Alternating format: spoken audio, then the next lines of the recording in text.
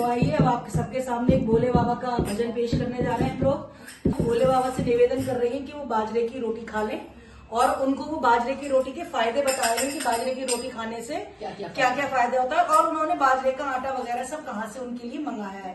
तो बोलिए भोले बाबा की जय।